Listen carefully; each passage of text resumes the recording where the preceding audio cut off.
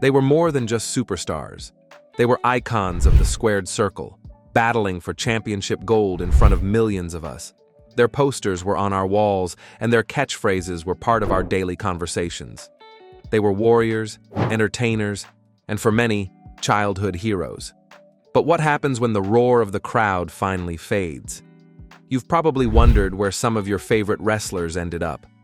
While some chase the spotlight in Hollywood or other promotions, others have traded in their wrestling boots for some shockingly normal jobs. Today, we're counting down 10 WWE wrestlers who now work everyday jobs you won't believe. From the demonic to the divine, these are the incredible stories of life after the final bell. Before we start, do us a favor and hit that like button and subscribe to the channel for more awesome content from the wrestling world. Now, let's get into it. Number 10. Midian, Dennis Knight, Chef. Kicking off our list at number 10 is a true wrestling chameleon, a man who left audiences both confused and captivated throughout his career.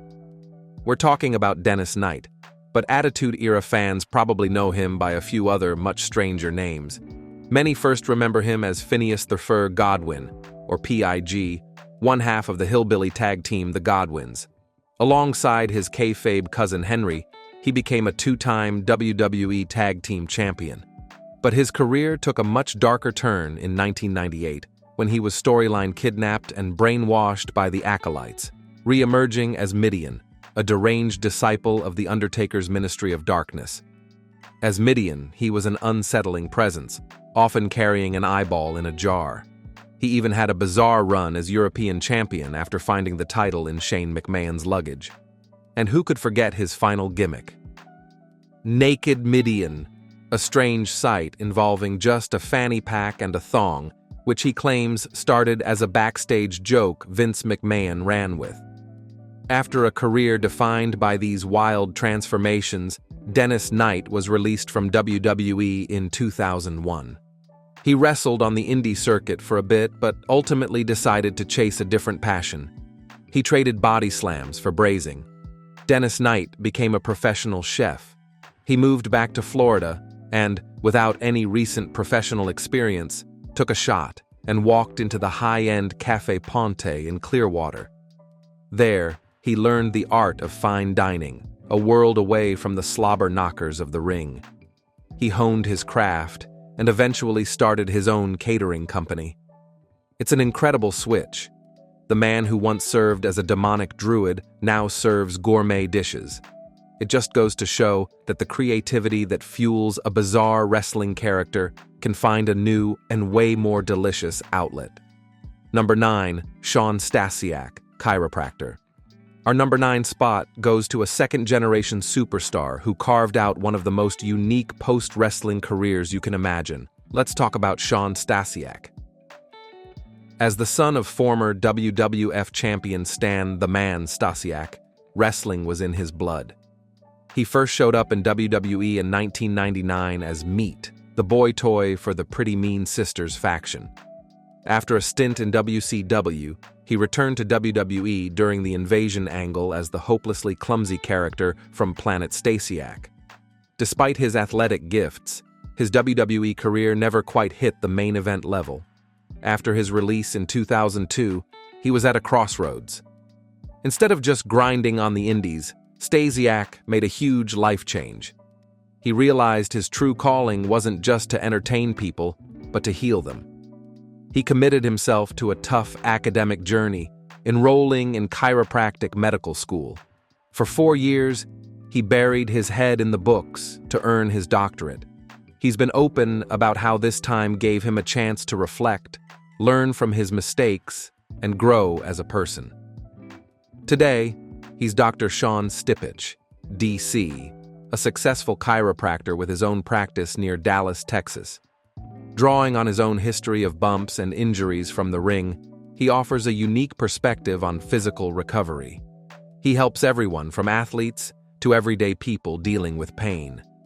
Now he's making a totally different kind of impact, healing people with his own 2 hands. His journey from Planet Stasiak to licensed chiropractor is a powerful story about finding a brand new purpose. Number 8. Ivory, animal welfare advocate. Coming in at number 8 is a WWE Hall of Famer, a 3-time women's champion, and an Attitude-era trailblazer who traded championship gold for a life dedicated to our four-legged friends. We're talking about the incredible Ivory. Lisa Moretti, the world knows her as Ivory, was way more than just another pretty face in an era often criticized for how it presented women. She was a skilled and respected competitor who first made a name for herself in the all-women's promotion, GLOW. When she got to WWE, she immediately proved she was a force, capturing the women's championship multiple times. Fans will remember how versatile she was. She could be a fiery fan favorite, but she really shined as a villain, especially as the stern leader of the Right to Censor faction, a group that hilariously protested the very attitude that defined the era. After her full-time wrestling career, Ivory didn't chase the spotlight. Instead, she followed her heart to a totally different passion: animal welfare.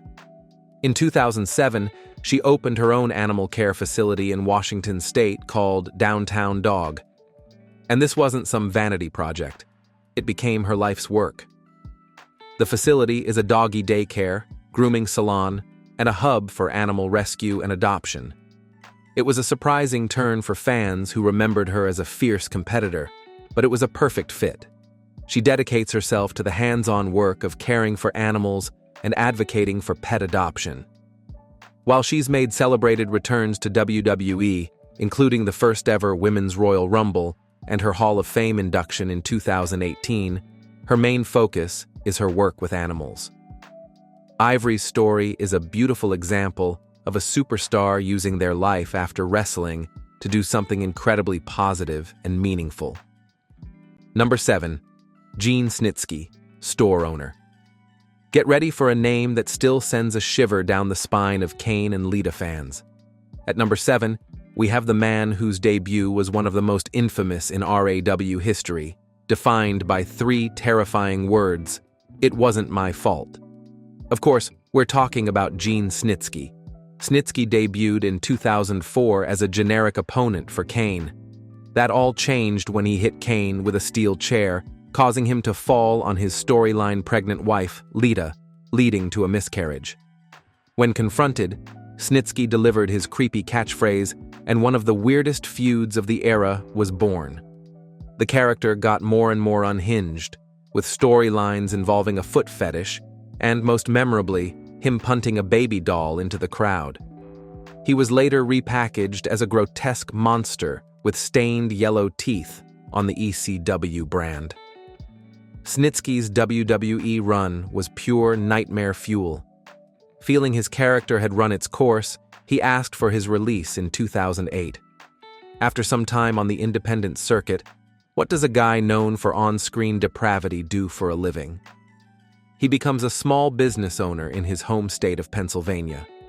Specifically, Gene Snitsky now owns and operates a military and tactical supply store called Powers and Vane in Orwigsburg. The store sells a unique mix of military surplus gear, oddities, and collectibles. Instead of traveling the world to terrorize arenas, he's managing inventory and helping customers. The thought of the grotesque Snitsky character calmly running a local shop is exactly the kind of surreal, you can't make this up story that makes this topic so fun. Number 6. Maven. Finance executive number 6 is a wild story of incredible highs, crushing lows, and a comeback story nobody saw coming. This is the journey of the first ever male winner of WWE's reality show, Tough Enough, Maven. Maven exploded onto the scene in 2001, winning a WWE contract and getting thrown right into the spotlight. Just a few months later, at the 2002 Royal Rumble, he created one of the most shocking moments in the event's history when he eliminated The Undertaker with a perfect dropkick.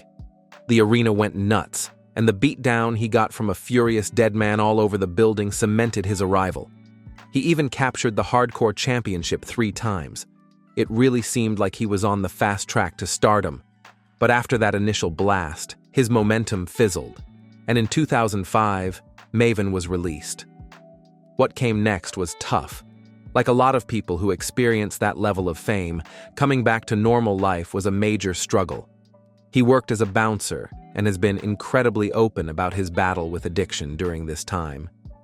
He got help through WWE's former talent rehab program and fought his way back. And his journey from there is nothing short of amazing. After hitting rock bottom, Maven rebuilt his life from scratch, not in entertainment, but in one of the most demanding corporate fields out there. That's right, the man who once eliminated The Undertaker now deals with portfolios and market analytics on Wall Street. On his popular YouTube channel, he's confirmed he works for a financial technology company. It's a mind-blowing transformation from superstar to salaryman.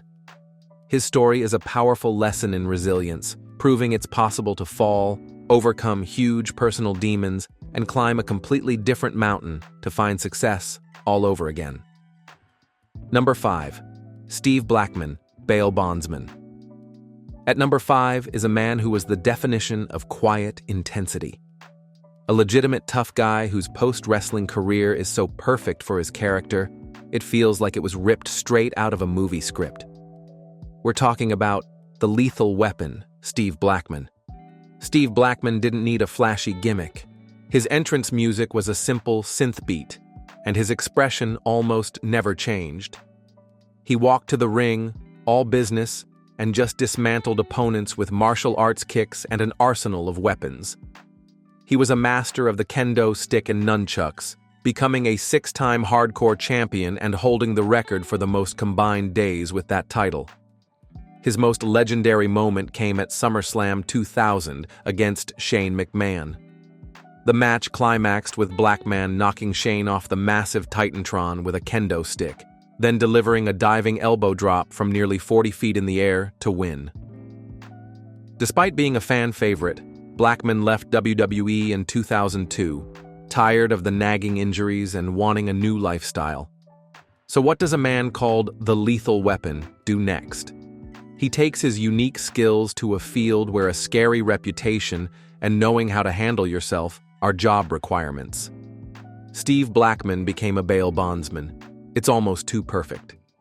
He opened his own business, Blackman Bail Bonds, in Pennsylvania. Just imagine someone thinking about skipping their court date, only to find out the guy coming after them is the Lethal Weapon, Steve Blackman. I bet they'd reconsider pretty fast. The discipline and calm under pressure demeanor that made him so believable in the ring make him exceptionally effective in his very real and very dangerous new line of work. We're at the halfway point. These stories are pretty wild, right? If you're enjoying the video, take a quick second to hit that like button. And if you haven't already, subscribe to the channel so you don't miss what we've got coming up next. Now, let's get into our top 4. Number 4. Christopher Nowinski, neuroscientist. The story at number 4 is genuinely one of the most important and impactful in the entire history of life after sports. He was a wrestler whose career was cut tragically short, but he used that tragedy to start a mission that has changed contact sports forever. This is the incredible journey of Christopher Nowinski. Nowinski got famous in WWE as the arrogant, Harvard-educated heel. He was the first Harvard grad to ever compete in WWE, and he never let anyone forget it. He had a promising career, but in 2003, a kick to the chin gave him a severe concussion. Suffering from post-concussion syndrome, which included awful headaches and memory problems, he was forced to retire from the ring at just 24 years old. For most, that would have been the end. But for Nowinski, it was a new beginning. While recovering, he started researching the long-term effects of head trauma in athletes, a topic that was not well understood back then. He discovered a hidden public health crisis. This led him to write the book, Head Games: Football's Concussion Crisis, which exposed the dangers and the culture of silence in sports. But he didn't stop there. In 2007, he co-founded the Concussion Legacy Foundation.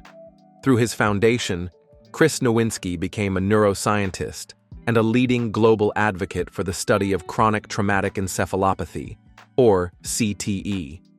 He partnered with Boston University to create a brain bank convincing the families of hundreds of deceased athletes to donate brain tissue for research.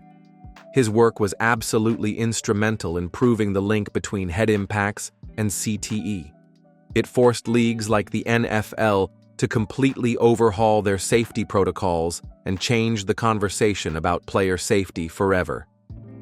From an arrogant wrestling heel to a world-renowned neuroscientist, Christopher Nowinski's true legacy is defined by the countless lives he has saved outside of the ring. Number 3. Marc Mero, motivational speaker. At number 3 is a man who seemingly had it all: fame, money, and a huge contract, only to lose everything to bad choices before finding his true purpose in a life of service. This is the redemption story of marvelous Marc Mero. Marc Mero was already a 4-time New York Golden Gloves boxing champion before he ever stepped in a wrestling ring. He burst onto the scene in WCW as the flamboyant Johnny B. Bad. He later signed a massive contract with WWE, debuting as Wildman Marc Mero. He was an incredibly agile performer, and he's famously credited with introducing the WWE Universe to his then-wife, Sable, who became a megastar. Behind the scenes, though, Mero's life was spiraling out of control. Injuries piled up, and he fell into drug and alcohol addiction. The lifestyle cost him his marriage, his career, and nearly his life. He's spoken openly about overdosing 3 times and losing dozens of friends in the business to the same demons. After hitting rock bottom, Mero had a revelation. He could either let his story end in tragedy, or he could choose to be happy and make a difference. He chose to make a difference. In 2007, he founded the non-profit organization Champion of Choices and became a passionate motivational speaker, traveling the country to share his personal story with students. His talks are raw and emotional, using his own tragic mistakes as a warning about substance abuse and bullying. You've probably seen his most famous speech, a tribute to his mom that went viral. It's moved millions to tears and carries a powerful message. Appreciate the people who love you before it's too late. Today, Marc Mero dedicates his life to inspiring others, proving your greatest comeback can happen far away from any ring. Number 2. Diamond Dallas Page, wellness guru.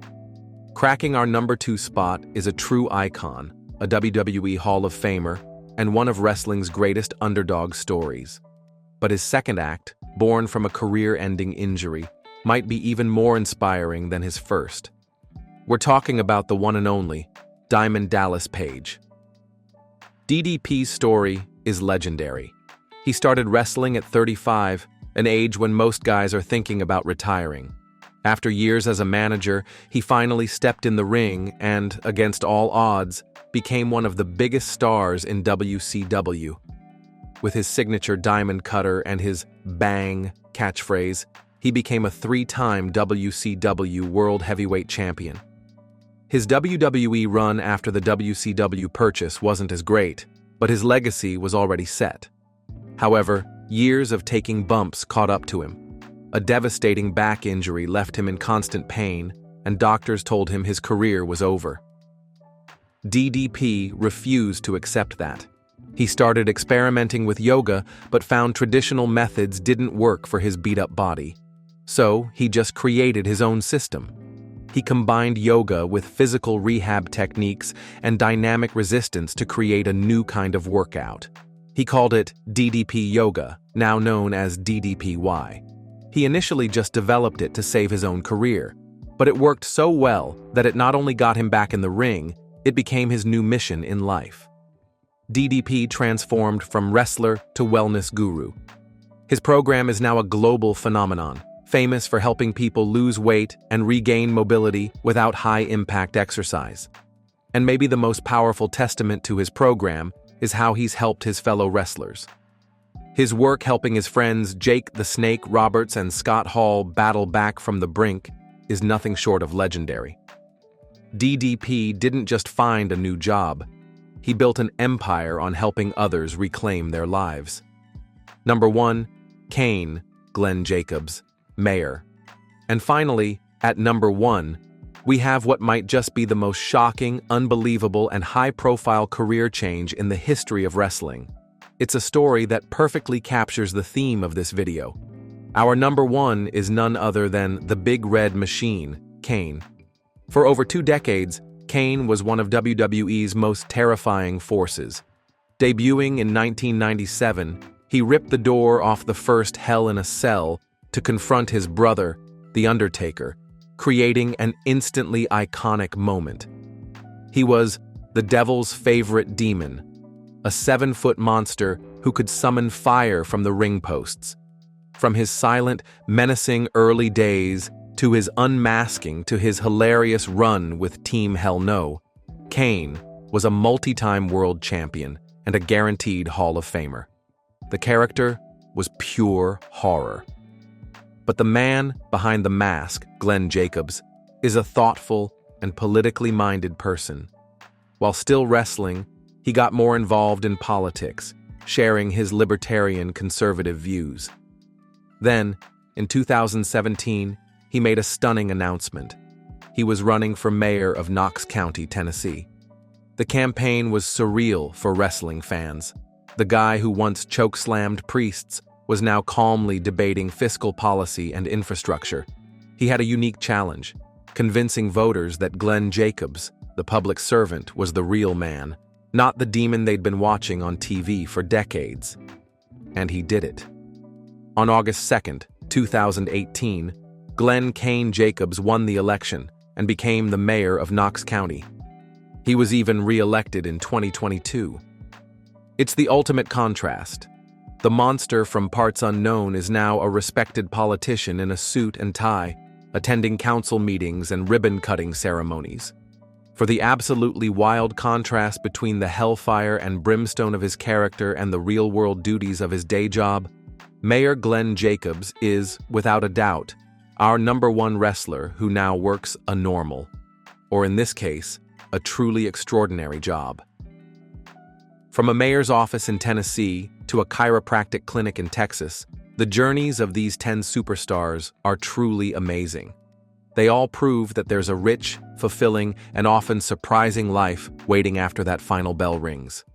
These athletes gave us years of entertainment, and it's incredible to see them find new ways to make an impact, whether it's by healing bodies, saving lives, or simply serving their community. So what do you think? Which wrestler's new job surprised you the most? Were you shocked that Snitsky is a store owner or that Maven works on Wall Street? Let us know your thoughts in the comments below. And if you enjoyed this look beyond the ropes, do us a favor and hit that like button, share this video with a friend, and of course, subscribe to the channel for more deep dives into the world of professional wrestling. Thanks for watching, and we'll see you next time.